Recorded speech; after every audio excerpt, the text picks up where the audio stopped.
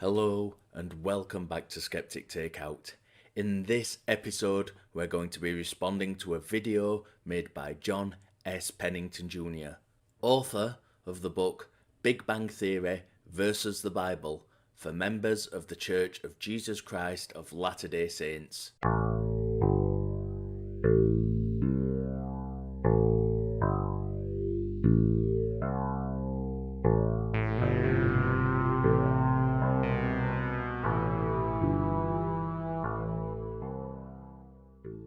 Don't forget, you can follow us on Facebook by hitting the link in the description where you will find information regarding this and upcoming episodes, and be sure not to miss an episode by hitting those like and subscribe buttons. Okay, so first I want to make a big apology to my subscribers. It was my hope to show excerpts from John Pennington's video and respond to them one at a time. Unfortunately, when I reached out to him for permission, he declined that permission. Instead, I will paraphrase his arguments and leave a link to the original video in the description below. My response here is, where possible, comparing John's claim with the Genesis account, which he claims is supported by the Big Bang Theory.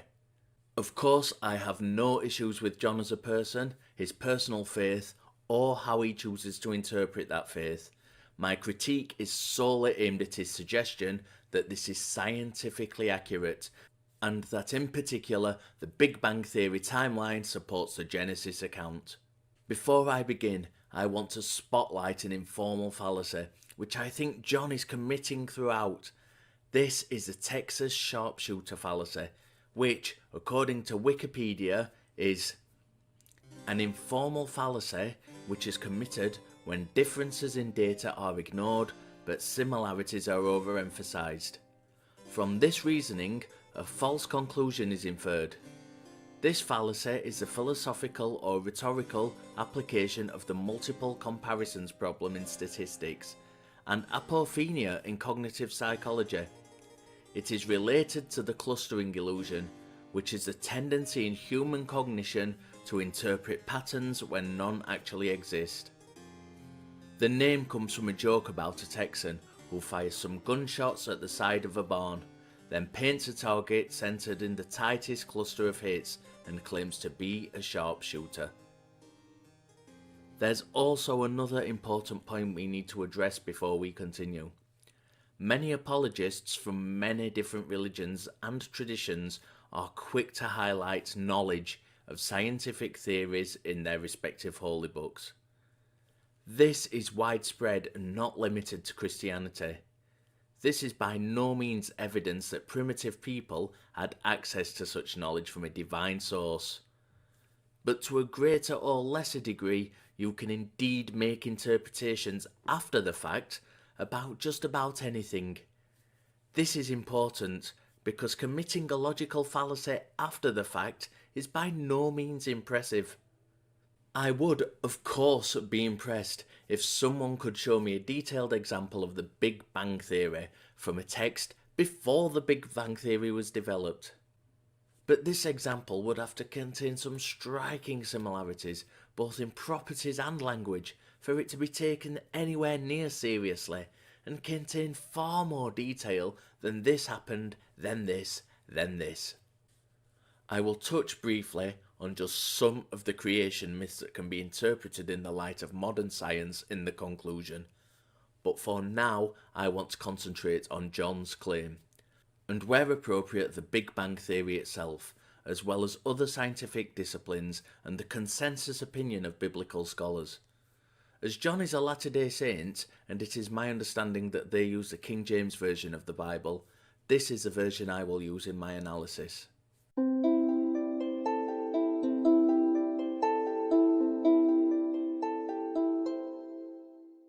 John made the point that 13.8 billion years ago there was a singularity, which he refers to as a tiny little microscopic point in space, which produced energy using Einstein's theory of special relativity. At this point, says John, light was created. First of all, it didn't go bang. That aside, visible light wasn't created at the beginning.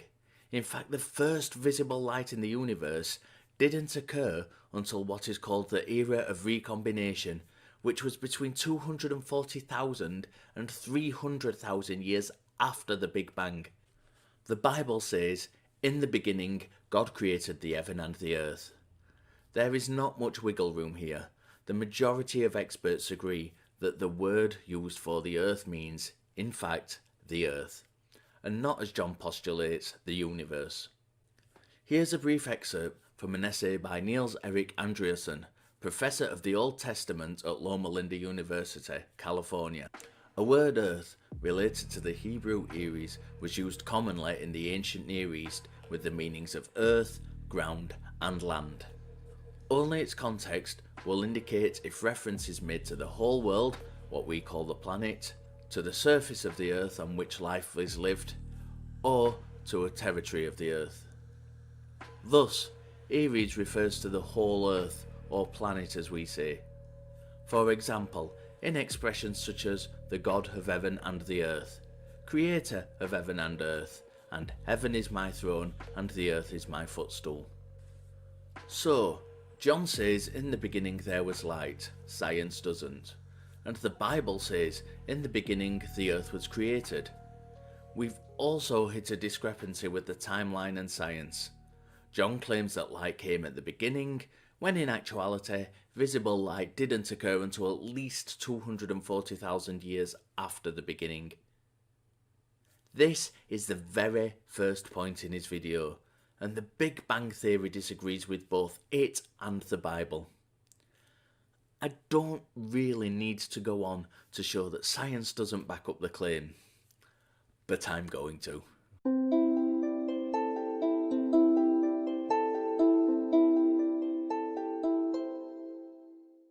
John's next claim is that 13.8 billion years after the Big Bang, humans are created, and goes on to point out that the first thing that was created was light, and the last thing that was created were people. The Bible agrees that in this context, the last thing created were human beings. But when were they formed?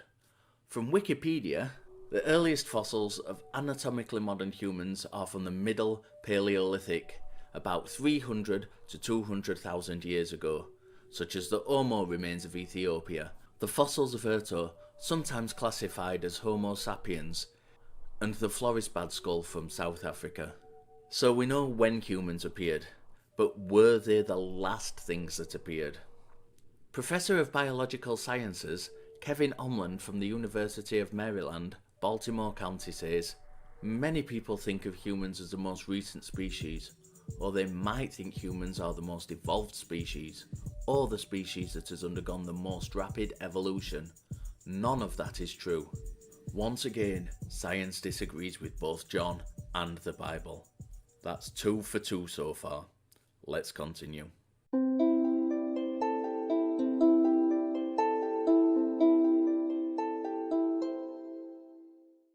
John then begins his mathematical analysis.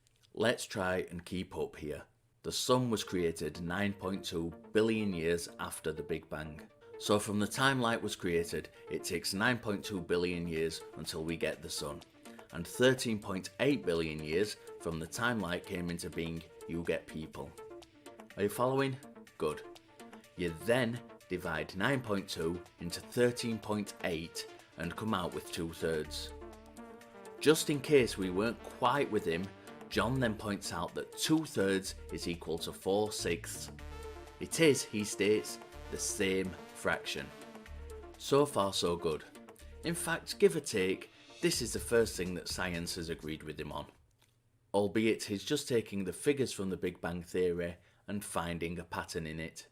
I say finding a pattern because neither the science nor John can demonstrate that the figures are exactly divided into thirds. There is leeway there of millions of years. However, despite his correlation, the same can't be said about the Bible. This is where it gets a bit complicated doing the side-by-side comparison, but I'll break it down as much as possible to try not to muddy things up. And God says, "Let there be lights in the firmament of the heaven to divide the day from the night, and let them be for signs, and for seasons, and for days and years. And let them be for lights in the firmament of the heaven to give light upon the earth. And it was so. And God made two great lights, the greater light to rule the day, and the lesser light to rule the night. He made the stars also.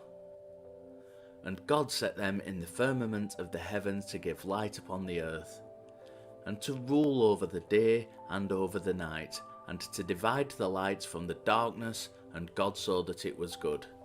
And the evening and the morning were the fourth day. So it seems there's quite a lot to unpack there, but we can condense it down a little bit. Genesis says that the stars were formed on the fourth day, which in John's timeline would be 9.2 billion years. But science disagrees. In 2003, NASA's Wilkinson Microwave Anisotropy probe showed that the first stars formed when the universe was around 200 million years old. This clearly contradicts the Genesis account.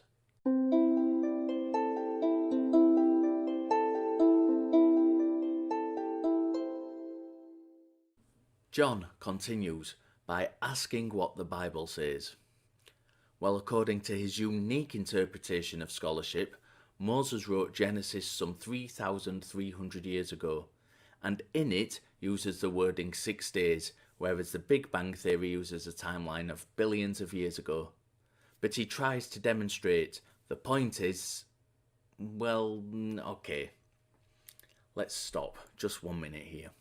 You can't just casually dismiss the fact that Genesis states that the earth was created in 6 days and the Big Bang Theory billions of years.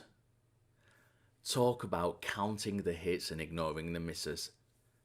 You have to demonstrate that the Bible was specifically talking about the period of time that you're referring to. Anyway, he goes on to explain the point that he was making, which is, apparently, that we have two calendars that agree on the beginning and the end. Okay, so ignoring the glaringly obvious for a minute, I want to go back to Moses.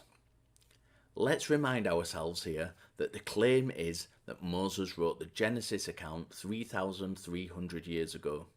So the obvious question to ask is, do the consensus of scholars agree with him? Well, not if the Encyclopaedia Britannica is anything to go by. It says, scholars have identified 3 literary traditions in Genesis, as in Deuteronomy, usually identified as the Yahwist, Elohist and priestly strains. The Yahwist strain is a Judean rendition of the sacred story, perhaps written as early as 950 before the Common Era. The Elohist strain is traceable to the northern kingdom of Israel and was written 900 to 700 before the Common Era. The priestly strain is usually dated in the 5th century before the Common Era, and is regarded as the law upon which Ezra and Nehemiah based their reform. Because each of these strains preserves materials much older than the time of their incorporations into a written work, Genesis contains extremely old oral and written traditions. There are no examples of Genesis being written before 950 before the Common Era. This is at least 300 years later than John claims Moses writes it. The last parts of Genesis to be written were written in the 5th century before the Common Era. According to the Bible, Moses was 120 when he died. This means that Moses would have had to have lived significantly longer than his already advanced age in order to achieve this feat.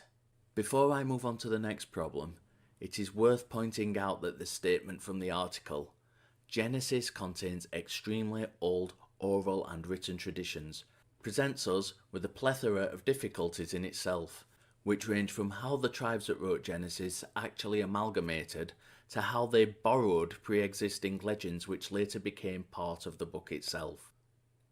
Of course, this is all academic, because in truth, there is absolutely no evidence to suggest that Moses wrote Genesis anyway. This is largely because there is no historical evidence to suggest that Moses ever existed. Unless you're going to accept the Bible as historical evidence, which then takes you into the fallacy of circular reasoning. To accept Moses as the author, regardless of the scientific evidence against it, also presents another huge problem. If he is to be believed to have written all the books he is credited with, then he essentially wrote about his own death. Finally, for this segment, I want to just reiterate that the days in Genesis, according to the consensus of scholars, actually refers to days. That is a very important point, which renders any other similarity in the two calendars absolutely irrelevant. Once again, science clearly and demonstrably disagrees with this claim.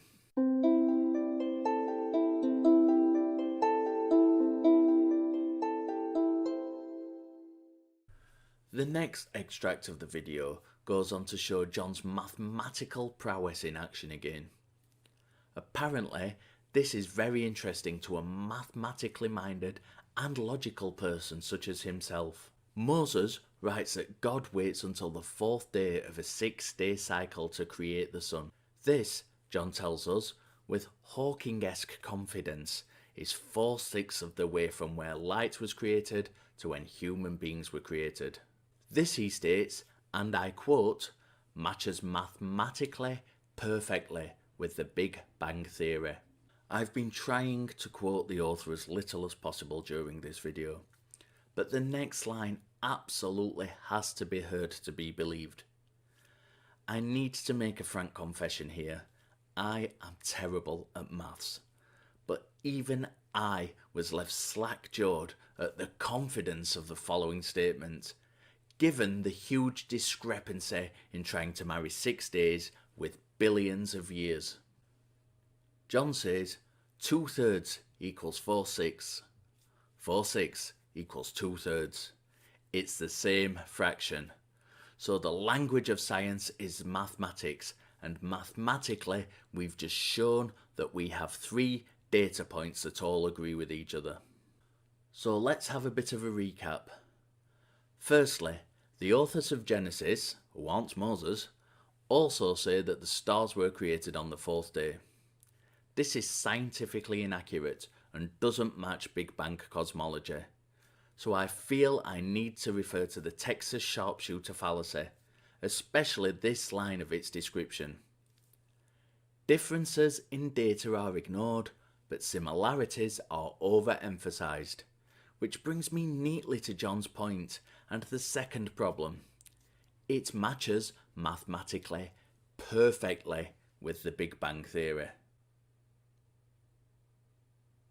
I want to emphasize this emphatically by marrying the fallacy and John's quote. Similarities are overemphasized, says the fallacy. It matches mathematically perfectly, states John. It really doesn't match perfectly, and here I'm ignoring the biggest major mistake of the whole thing on purpose, that being that the whole premise rests on the creation in Genesis actually took place over 7 days and not 6. But I'm saving that until the conclusion. Even without that taken into account though, you'd have to go a long way to demonstrate that it is a mathematically perfect idea. Nowhere has John demonstrated that it is mathematically perfect. All he has done is divide it roughly into thirds. We haven't even taken into account, and I'm not going to assume anything about his knowledge. It's entirely possible that he was ignorant of the fact that visible light didn't actually occur at the beginning of the Big Bang. His figures certainly don't take this into account. But they don't really have to, on account of you're dealing with absolutely massive variables over absolutely massive periods of time. In other words, there is absolutely no way whatsoever that he could demonstrate that it is mathematically perfect.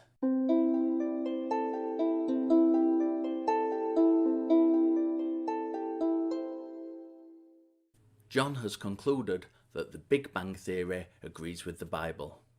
But then he asks, does the Bible agree with the Big Bang Theory? And who was it that came up with the idea that light was created before the sun? Viracocha. He was the creator in the pre-Inca and Incan Andes, and according to their cosmology, he was the substance from which everything was created. He first created light, then the sun, then mankind.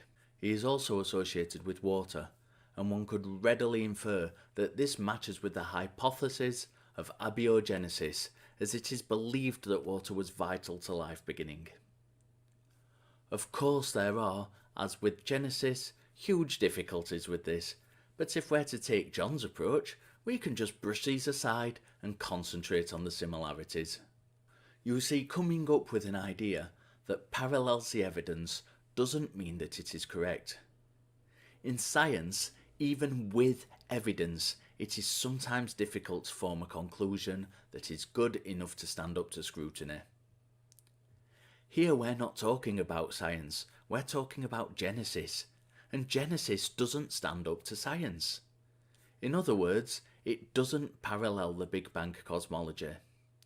I'm going to directly parallel the Genesis account where applicable to what we can provide evidence for in science, and I'm going to be tremendously gracious and use John's own timeline rather than a day in normal usage.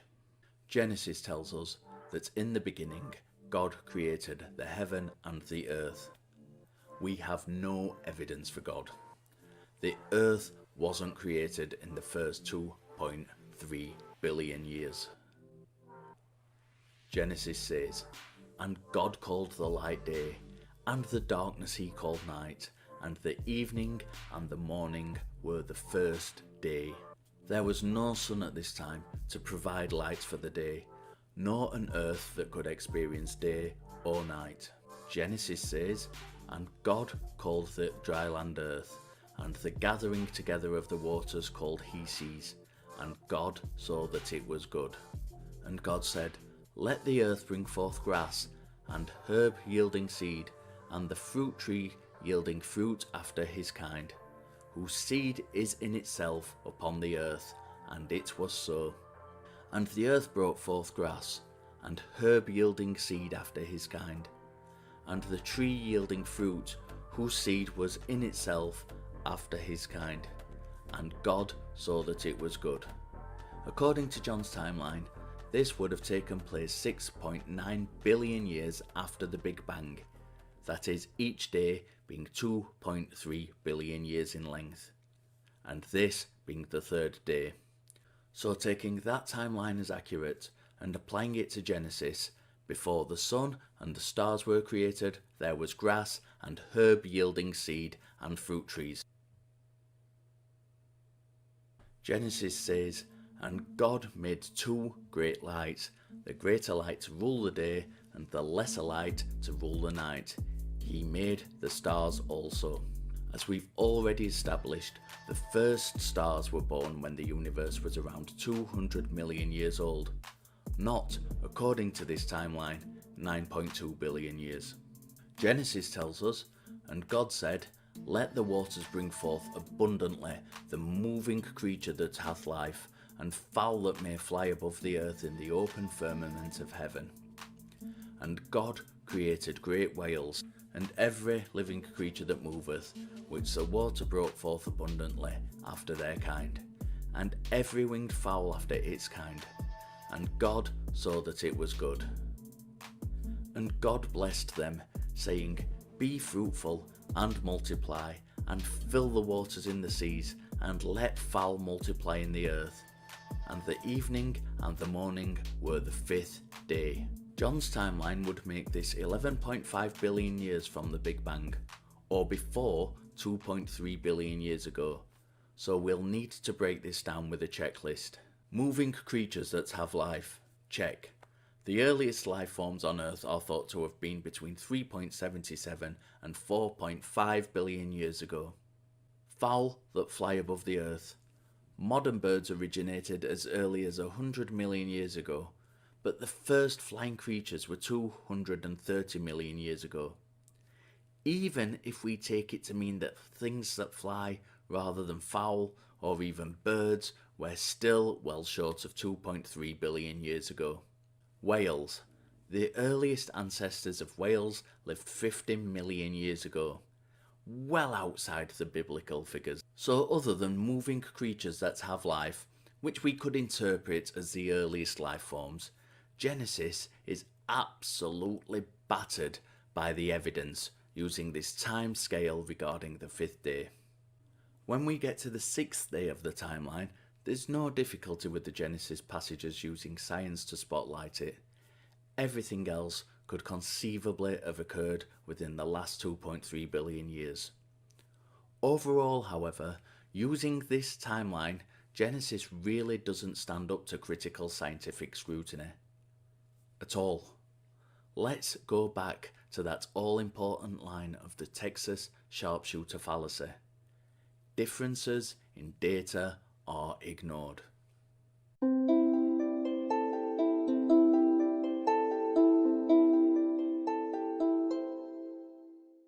So we now move on to John's claim that Moses was raised in Egypt, where there were many gods, but the most powerful of these gods was Ra, the sun god.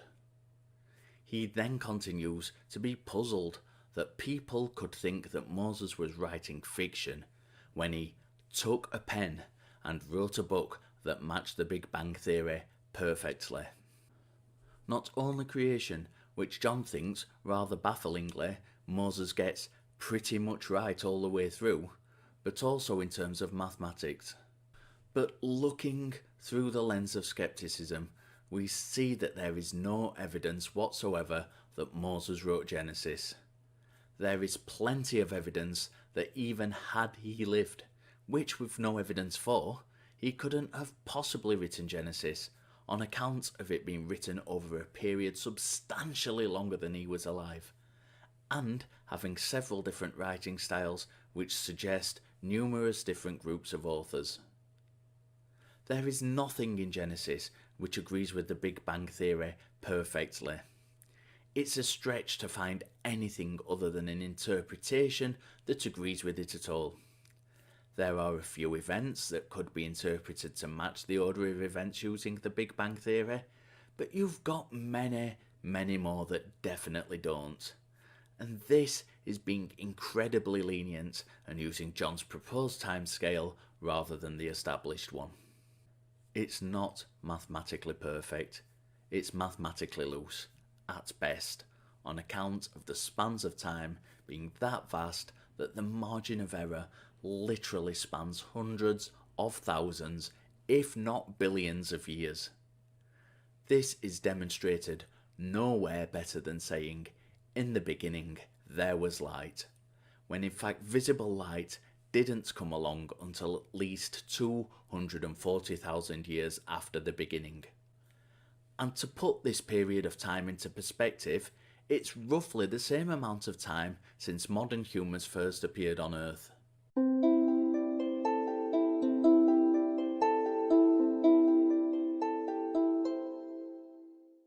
John then goes on to tell us that he asked his atheist friends how Moses did it. Why, asks John, would anyone 3,300 years ago think that light came into existence so long before the sun if it was purely fiction? I have to praise John here. He should be commended for asking questions of those with opposing viewpoints. However, it seems he is asking not to question his own epistemological framework, but in order to find fault with his friend's reasoning. If someone genuinely wants answers, they should be addressing things with evidence. Where is the evidence Moses lived? Where is the evidence that he wrote Genesis? Where is the evidence that Genesis is referring to the Big Bang at all? So far, we have no evidence at all for any of these questions, and plenty that contradicts them. So the scientific and logical thing to do would be to say, in all probability, perhaps the answers I have don't fit the evidence available. And if that leads you to more questions, that is good. Although it may be painful to admit, I do not know is a valid and often the best response. In conclusion, we know several things about John's proposal when we analyse it using science and philosophy. First of all, there are unreconcilable differences between his idea and the evidence. Even when we take his own time frame, the data just doesn't add up. But one thing we haven't really touched upon, which really takes away any ambiguity, is that the Genesis account gives us 7 days of creation, not 6. So we should really be dividing 13.8 billion years between 7, which gives us a daily total of 1.971 billion years. This means that the 4th day should have occurred 7.8 billion years from the Big Bang, or 6 billion years ago, which doesn't tally with the 2/3 figure at all. In fact, it throws out any shred of data for a possible correlation. Why you would leave the 7th day out is beyond me. I'd like to be generous and say it's an oversight, but regardless of that, it unties every assumption John has made. The only way to get around this is to suggest that we are still in the period of the 7th day. But there is no biblical evidence whatsoever, even extrapolated, that this is the case. You certainly wouldn't find any serious academic biblical scholars who would make this suggestion. Another important point to take into account from the standpoint of evidence is that we know many predating Sumerian and Babylonian stories actually informed the Genesis account, including the flood myth. We know that the early Hebrews who came together to write the early books of the Bible belonged to distinct tribal traditions, and that an amalgamation of their pantheonic gods took place that informed and finally became the one biblical God, Yahweh. Furthermore, although not necessarily the same in respect of their origin myths, we can find similarities within multiple world religious traditions. To reference just a few, and not including the Sumerians and Babylonians, which we've already alluded to, there are the Iroquois tribe of North America, who have an apple tree. The Yoruba have the breath of life. We have Mesoamerican tales of gods creating men from mud in their image. The Mbobo created the world, like the Big Bang, from nothing. The Heliopolitan myth describes the process by which he evolved from a single being into a multiplicity of elements. The Jain doctrine posits that matter can be created from nothing, and thus the amount of matter in the universe remains constant. Vaisesika is one of the schools of Hindu philosophy that states that everything is made from atoms, and the Sanamahi state that the universe and everything in it was made in 7 days. First came the universe, then all the animals, then man.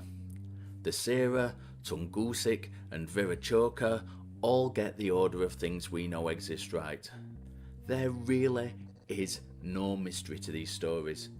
They were people from all over the world who were trying to understand nature and their place in it. Some elements of those stories match what we later evidenced with science, some match each other. There is no divine knowledge required. The mystery for me is how someone can take any of these stories and weave it into the scientific narrative when there is absolutely zero evidence other than interpretation, cherry-picking and misapplied mathematics to back up that claim. I understand that apologists like John, who have invested time and finances into their work, have a lot invested in their books and ideas. And as I have stated on many occasions, I have no problem with their personal faith. But I sincerely hope that conversations like these will allow those apologists to reassess the claim that science backs up that position. If you've enjoyed this episode, please consider liking and subscribing to our channel, as well as liking the Facebook page for all of the latest updates. You can find links for my friends and other useful information contained in this episode in the description below. In our next episode, we will be looking at some of the ideas and conspiracy theories that have captured the public imagination, and how some of them have become movements in their own right. Thank you very much for watching.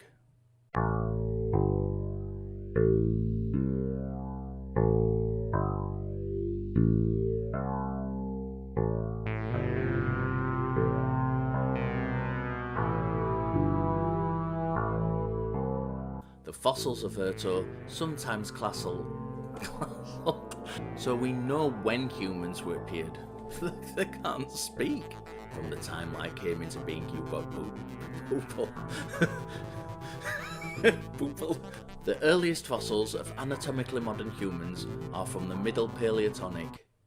No, they're not. Paleolithic.